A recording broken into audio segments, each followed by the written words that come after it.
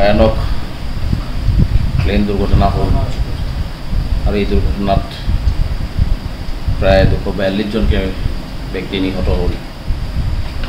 এই ঘটনাটোত আমি সঁচাকৈ সকলোৱে মৰ্মাহত হৈছোঁ আৰু আমি সদৌ অসম সংখ্যালঘু ছাত্ৰ ইউনিয়নৰ ফালৰ পৰা নিহতসকলৰ আত্মাৰ চিৰশান্তি কামনা কৰিছোঁ আৰু যিসকল এই দুৰ্ঘটনাত আহত হৈ আছে তেখেতসকলৰ আৰোগ্য কামনা কৰিছোঁ আৰু আমি ঈশ্বৰৰ ওচৰত প্ৰাৰ্থনা জনাইছোঁ এনেকুৱা দুৰ্ঘটনা যাতে আৰু নহয় আৰু কোনো যাতে এনেকুৱা দুৰ্ঘটনাত পতিত হৈ আমাৰ মাজৰ পৰা যাবলগীয়া নহয়, এইখিনিও আমি নেদেখাৰ ওচৰত প্ৰাৰ্থনা কৰিছোঁ।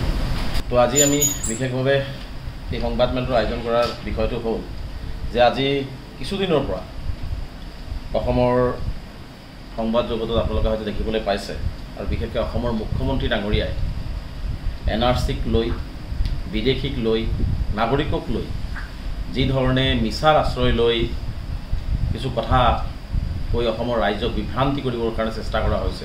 কিন্তু কোনো স্বদেশী মানুহ অত্যাচাৰিত হ'ব নালাগে, কোনো ভাৰতীয় নাগৰিক অত্যাচাৰিত হ'ব নালাগে। আৰু বিশেষকৈ অসমত সংখ্যালঘু সমাজ, বিশেষকৈ ধৰ্মীয় সংখ্যালঘুসকল এই নাগৰিকত্বৰ নামত সময়ে সময়ে তেওঁলোকে পৰীক্ষা দি আহিছিলে।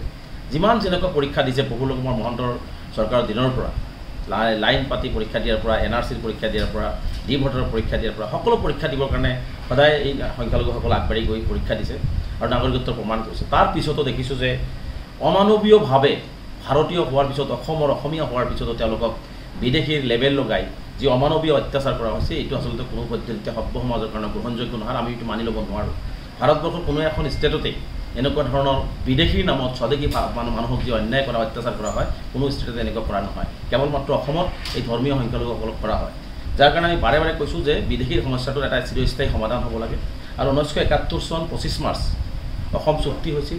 অসমত বিদেশী বহিষ্কাৰৰ আন্দোলন হৈছিল, 6 বছৰীয়া আন্দোলন হৈছিল আৰু সেই চুক্তিমতে 71ৰ পিছত যিসকল আছে যাব লাগে, সি হিন্দু হওক মুছলমান হওক, আৰু 71ৰ যিসকল আগত আহিছে তেওঁলোকে কোনো ধৰণৰ অসুবিধাৰ সৃষ্টি হ'ব নালাগে, তেওঁলোকক কোনো ধৰণৰ অত্যাচাৰ কৰিব নালাগে। কিন্তু আমি দেখিছোঁ যে বিদেশী খেদাৰ নামত 71ৰ আগৰ বৈধ নথিপত্ৰ থকা প্ৰতিজন ভাৰতীয় নাগৰিকৰ ওপৰত এনেকুৱা অন্যায় কৰা হৈছে।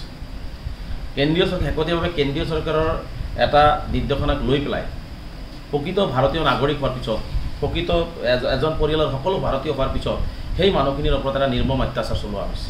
সেইখিনি কথালৈ আমি আহিম।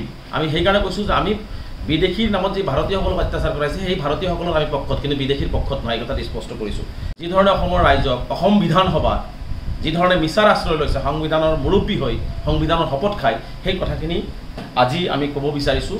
আৰু এই কথাখিনিকেই আমি আচলতে লৈ পেলাই আমি ভাৰত চৰকাৰৰ গৃহমন্ত্ৰী, ভাৰতৰ হোম ছেক্ৰেটাৰী, ভাৰতবৰ্ষৰ RGI আৰু আমি নৰ্থ ইষ্টৰ হোম ছেক্ৰেটাৰী আমি স্মাৰক পত্ৰ প্ৰদান কৰিছোঁ।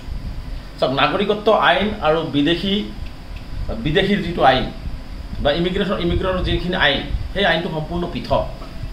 কাৰণ নাগৰিকত্ব আইনটো হৈছে 1950 চনৰ মুখ্যমন্ত্ৰী যিটো আইনৰ কথা কৈ আছে, সেইটো হৈছে বিদেশী বা প্ৰব্ৰজনকাৰীসকলৰ আইন। তাত সেই আইনৰ জৰিয়তে প্ৰব্ৰজনকাৰীক চিনাক্ত কৰিব, বিদেশী চিনাক্ত কৰিব, তাত আমাৰ ক'বলগীয়া নাই। কিন্তু চিটিজেনশ্বিপ নাগৰিকত্ব আইন যিটো আছে, এই নাগৰিকত্ব আইনৰ আধাৰত অসমত NRC হৈছে আৰু নাগৰিকত্ব আইনৰ অধীনত গৈ মানুহে পৰীক্ষা দি পেলাই তেওঁলোকে NRCত নাম সোমাইছে। আৰু মুখ্যমন্ত্ৰী সেই বিদেশী 1950 চনৰ প্ৰব্ৰজনকাৰী আৰু বিদেশীৰ আইন আৰু নাগৰিকত্বৰ আইন দুটা একাকাৰ কৰি পেলাইছে। দুটাক একাকাৰ কৰি অসমৰ ৰাইজক তেওঁ বিভ্ৰান্ত কৰিব বিচাৰিছে। গতিকে নাগৰিকত্বৰ যিটো আইন আৰু বিদেশীৰ যিটো আইনক আমি কোনোপধ্যে একাকাৰ কৰাটো বিচৰা নাই। গতিকে আমি সম্পূৰ্ণভাৱে স্পষ্টকৈ কৈছোঁ যে নাগৰিকত্ব আইনৰ অধীনতে মানুহে নাগৰিকত্ব প্ৰমাণ কৰিবৰ কাৰণে NRCত তেওঁলোকৰ নাম আহিছে। আৰু এইটো কথাও স্পষ্ট যে 2019 চনৰ আগষ্ট মাহত যেতিয়া NRC হৈছিলে, সেই NRC হোৱাৰ পিছত 2019 চনৰ 2 ছেপ্টেম্বৰত ভাৰতৰ বিদেশ মন্ত্ৰালয়, ভাৰতৰ গৃহ মন্ত্ৰালয়ে তেওঁলোকে প্ৰেছ বিবৃতি যোগে স্পষ্ট কৰি দিছে যে যিসকল মানুহৰ নাম NRCত অহাটোতো বাদেই, যিসকল মানুহৰ নাম NRCত অহা নাই সেইসকল মানুহকো তেওঁলোকে হাত দিব নোৱাৰে।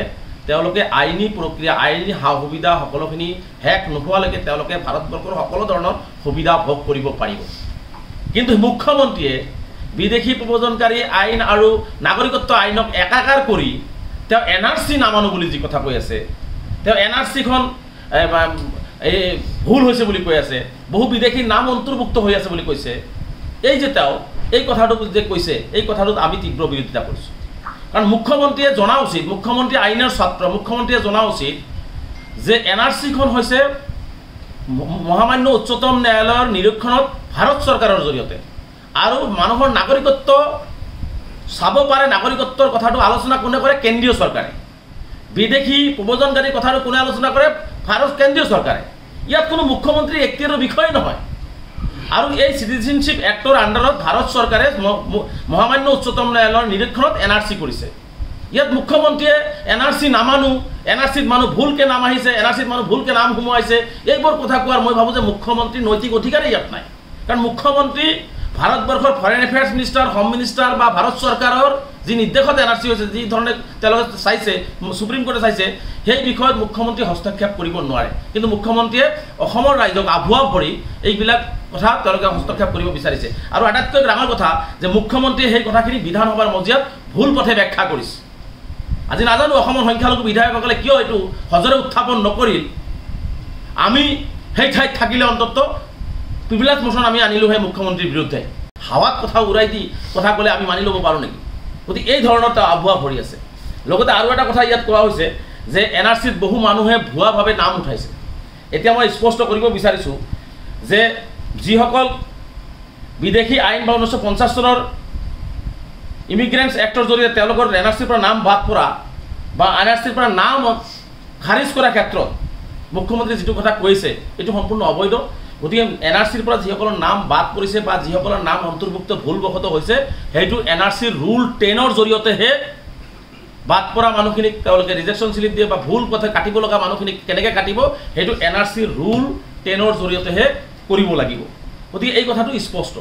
সেইকাৰণে দেখিছোঁ যে NRCৰ ক্ষেত্ৰত অসমৰ ৰাইজক সম্পূৰ্ণভাৱে মুখ্যমন্ত্ৰীয়ে আভুৱা ভৰি ভুল কথা কৈ আছে, যিটো মুখ্যমন্ত্ৰীৰ এখতিয়াৰৰ বিষয় নহয়, কেন্দ্ৰীয় চৰকাৰৰ সম্পূৰ্ণ এখতিয়াৰৰ বিষয়। নাগৰিকত্ব চোৱা, বিদেশী প্ৰব্ৰজনকাৰীৰ কথাটো চোৱা চিতা কৰা, NRCৰ বিষয়টো চোৱা চিতা কৰা সম্পূৰ্ণ কেন্দ্ৰীয় চৰকাৰৰ এখতিয়াৰৰ বিষয় আৰু সম্পূৰ্ণ কেন্দ্ৰীয় চৰকাৰে এইটো নিৰীক্ষণত চলি আছে। আৰু সেই কেন্দ্ৰীয় চৰকাৰৰ নিৰ্দেশনাক অৱমাননা কৰি কেন্দ্ৰীয় চৰকাৰৰ নিজেই কেন্দ্ৰীয় চৰকাৰ, নিজেই ফৰেইন এফেয়াৰ্ছ মিনিষ্টাৰ, নিজেই যদি মহামান্য উচ্চতম ন্যায়ালয়ৰ দৰে নিজকে ভাবি লৈ যদি কামবিলাক কৰিব বিচাৰে, এইটো মই ভাবোঁ যে আমি এইটো কোনো পানী নলয়। গতিকে মুখ্যমন্ত্ৰীয়ে সময় থাকোঁতে সঁচা কথাটো কোৱা উচিত। আমিও বিচাৰিছোঁ যে বিদেশীৰ সমস্যাটোৰ স্থায়ী সমাধান হওক। তো আমাৰ কথা স্পষ্ট যে 71ৰ আগৰ মানুহখিনিক কোনো ধৰণৰ হেৰেছমেণ্ট কৰিব নোৱাৰিব, NRCত নাম অহা মানুহখিনিক কোনো ধৰণৰ হেৰেছমেণ্ট কৰিব নোৱাৰিব, যিটো ইতিমধ্যে কেন্দ্ৰীয় চৰকাৰ আৰু ভাৰত চৰকাৰ আৰু বিদেশ মন্ত্ৰালয়ে কৈ থৈছে, যিটো সুপ্ৰিম কোৰ্টৰ নিৰীক্ষণত NRCখন হৈছে। যিসকলৰ নাম অহা নাই তেওঁলোককো কোনো ধৰণৰ অত্যাচাৰ কৰিব নোৱাৰিব। তেওঁলোকে যেতিয়ালৈকে আইনী সহায় তেওঁলোকৰ শেষ নহয়, তেওঁলোকক সকলো ধৰণৰ সুবিধা পাব লাগিব। ডি ভোটাৰৰ নামত অন্যায় আৰু অত্যাচাৰবিলাক বন্ধ হ'ব লাগিব। আৰু স্বদেশী ভাৰতীয় পৰিয়ালৰ প্ৰতিজন মানুহ ভাৰতীয়, এজন মানুহক তেওঁলোকে বৰ্ডাৰ পুলিচ আৰু এপ্টিকটৰ বলি কৰাই তেওঁলোকে যি ধৰণে ভাৰতীয় নাগৰিকক অন্যায় কৰাইছে বা অন্যায় কৰিবলৈ চেষ্টা কৰা হৈছে, এইবোৰ বন্ধ হ'ব লাগিব। গতিকে এইখিনি কথা আমি আইনগত দিশত যুদ্ধ কৰিমেই। আৰু লগতে আমি ৰাজপথতো মই স্পষ্টকৈ দিল্লীতো কৈছোঁ, অসমৰ মুখ্যমন্ত্ৰীয়ে যদি ভাৰতীয় নাগৰিকৰ ওপৰত এনেকুৱা ধৰণৰ অন্যায় আৰু অত্যাচাৰ বন্ধ নকৰে, তেনেহ'লে আমি ৰাজপথতো এক প্ৰতিবাদী বৃহৎ আন্দোলনৰ কাৰ্যসূচী আমি ল'বলৈ বাধ্য হ'ম।